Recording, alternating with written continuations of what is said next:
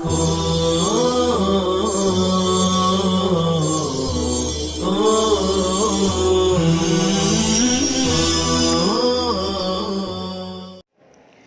اللہ الرحمن الرحیم الحمد للہ وحدہ والصلاة والسلام علی من لا نبی بعدہ اما بعد۔ اگلا شعر ہے: مراتب سعیدت والفکر یتبعها فجاز وهو على آثارها الشہب۔ مراتب سعیدت والفکر یتبعها فجاز وهو على آثارها الشہب۔ مراتب مرتبۃ کی جمع ہے، اور یہ جمع منتہی الجموع ہے، اس لیے کہ الف جمع کے بعد دو حرف ہے، اور جمع منتہی الجموع اسباب منع صرف میں سے خود دو سبب کے قائم مقام ہے، اس لیے غیر منصرف ہے، اور غیر منصرف پر تنوین نہیں آتی۔ تو یہاں تنوین کیوں آئی؟ اس کی وجہ یہ ہے کہ ضرورت شعری کی وجہ سے یہاں تنوین لائی گئی ہے۔ ضرورت شعری اشعار میں ایک ایسی ضرورت ہے جس کی وجہ سے نحو کے بڑے بڑے قواعد پر زد پڑتی ہے، یہاں بھی غیر منصرف ہونے کے باوجود اس پر تنوین لائی گئی ہے ضرورت شعری کی وجہ سے۔ سعیدہ، سعیدہ یسعد، الصعود اوپر چڑھنا، الیہ یسعد الکلم الطیب والعمل الصالح یرفع، قرآن میں بھی یہ لفظ آیا ہے۔ والفکر، فکر ذہنی سوچ، تخیل، قوت تخیل، ذہنی پرواز، اور اس کی جمع افکار آتی ہے۔ یتبعوها، تبع یتبع، اسباب سمیعہ، پیچھے پیچھے چلنا۔ فجاز، جاز یجوز، جوزاً آگے بڑھ جانا، حد تجاوزی کرنا۔ وہو علی آثارها الشہب، آثار اثر کی جمع ہے، نشانات کو کہتے ہیں، نشان قدم کو کہتے ہیں۔ الشہب، شہاب کی جمع ہے، معنی ہو ستارہ۔ مراتب سعیدت والفکر یتبعها فجاز وهو على آثارها الشہب۔ ترجمہ ہے: بنو عجل کے رتبے بلند ہوتے رہے۔ مراتب، اس سے پہلے لہم خبر مقدم محذوف ہے، یا پھر لہو، لہم مانیں گے تو اس صورت میں بنو عجل مراد ہوں گے، لہو ماریں گے تو پھر محمد بن علی بن بشر العجلی مراد ہوں گے، جو متنبی کے اس وقت موصوف اور ممدوح ہے، جن کی مدح سرائی چالو ہے۔ مراتب سعیدت، موصوف کے رتبے بلند ہوتے رہے۔ والفکر یتبعها، اور میری فکر شاعرانہ ان کے پیچھے پیچھے چلتی رہی۔ فجاز وهو علی آثارها الشہب، تو میرا تخیل ان مراتب کے پیچھے پیچھے چل کر ستاروں سے آگے بڑھ گیا۔ فجاز وهو علی آثارها الشہب، یہ جازہ کا مفعول بھی ہے، وهو علی آثارها یہ حال ہے جازہ کی ہوا ضمیر سے۔ تو میرا تخیل ان مراتب کے پیچھے پیچھے چل کر، علی آثارها کی ہا ضمیر مراتب کی طرف ہے، تو میرا تخیل ان مراتب کے پیچھے پیچھے چل کر ستاروں سے آگے بڑھ گیا۔ شاعر اصل میں اپنے ممدوح کے فکری کمالات کو، بلندی مرتبے کو، رفع درجات کو بتا رہا ہے کہ میرا موصوف ایسے ایسے مراتب اور بلند خیالی کا حامل ہے کہ اس تک رسائی حاصل کرنے کی کوشش کی جائے تو یہ امر ناممکن ہے۔ یعنی شاعر کہہ رہا ہے کہ اگرچہ میں بلند خیالی میں بہت مشہور ہوں، میری ذہنی پرواز، میری قوت تخیل، سب کو معلوم ہے کہ میں بہت ہی ذہنی پرواز کا حامل ہوں، لیکن یہ سب کے باوجود ممدوح کے خیالات کی پرواز اس سے بھی اونچی ہے۔ چنانچہ میں نے موازنہ کر کے دیکھا، ان کے مراتب کے تعاقب میں میرا تخیل ستاروں کے پیچھے پیچھے چلتا گیا، یہاں تک کہ وہ ستاروں کو بھی پیچھے چھوڑ گیا اور ستاروں کے آگے چلے گیا، لیکن پھر بھی میرے موصوف کے دراجات کا کوئی سراغ نہیں مل سکا۔ میرا موصوف بلند خیالی میں ستاروں سے بھی آگے ہے، دنیا میں اس کی پرواز کی رسائی ناممکن ہے۔ محامد نزفت شعری لیملأها فآل ممتلأت منه ولا نضب۔ محامد نزفت شعری لیملأها فآل ممتلأت منه ولا نضب۔ محامد محمدۃ کی جمع ہے، اس کے معنی قابل تعریف کارنامہ، لائی کے 27 کام۔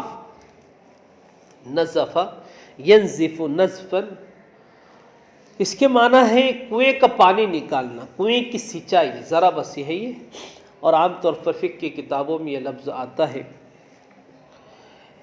شعر جمع اشعار، لیملأها ملا یملأ بھرنا، نضب ولا نضب ملا یملأ بھرنا، امتلأت بھر جانا، نضب ینضب نضوبا، اس کے معنی پانی کا خالی ہو جانا، کنویں کا خشک ہو جانا۔ فآل، آل یعول اولا، لوٹ آنا، عادہ کے معنی میں ہے۔ محامد نزفت شعری، محامد اس سے پہلے بھی خبر مقدم محذوف ہے، لہو محامد، نزفت شعری لیملأها، ترجمہ ہے آپ کے کارناموں نے میرے تمام اشعار کو اپنی طرف کھینچ لیا۔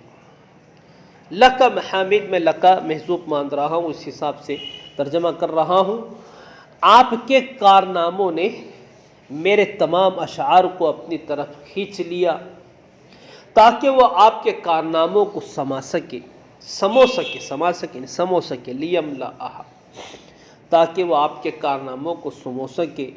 فآل، لیکن میرے اشعار اس حال میں لوٹے کہ نہ تو آپ کے کارنامے ان میں سما سکے اور نہ میرے اشعار ختم ہوئے۔ ممتلأت منہ، نہ تو آپ کے کارنامے اس میں سما سکے، ولا نضب، اور نہ میرے اشعار ختم ہوئے۔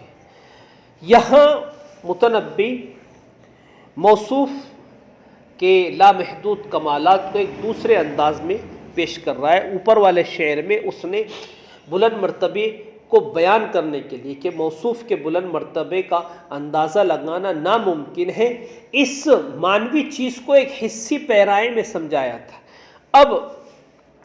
اب اس شعر میں متنبی اپنے موصوف کے کمالات کو اور اپنی موصوف کی ستودہ صفات کو ایک نئے انداز میں بیان کر رہا ہے۔ متنبی کہہ رہا ہے، متنبی نے موصوف کے کمالات کو اس کنویں سے تشبیہ دی جس کے سوتے کبھی خشک نہ ہو، جس کے سوتے کبھی ختم نہ ہو، جس کو سینچتے بھی رہے، جس کا پانی نکالتے بھی رہے تو وہ پانی ختم نہ ہو۔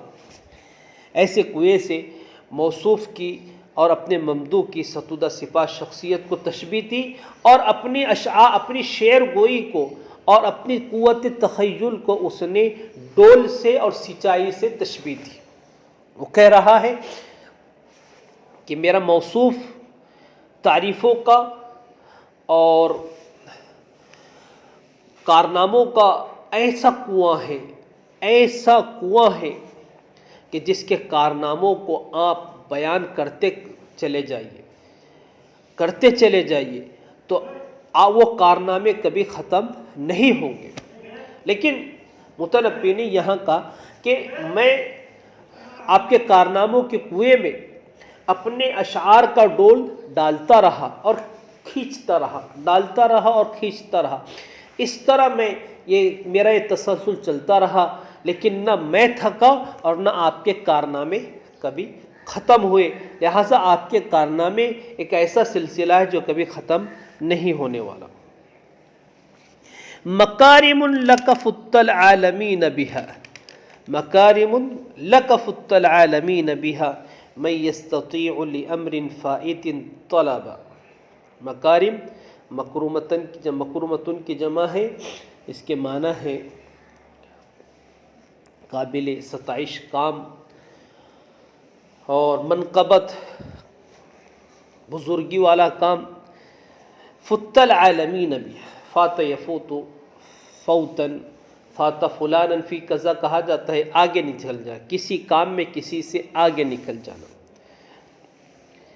من یستطیع لامر فائت طلبا، من یستطیع کون ہے جو کر سکتا ہے، یعنی کوئی نہیں ہے، یہ من انکاری کہلاتا ہے۔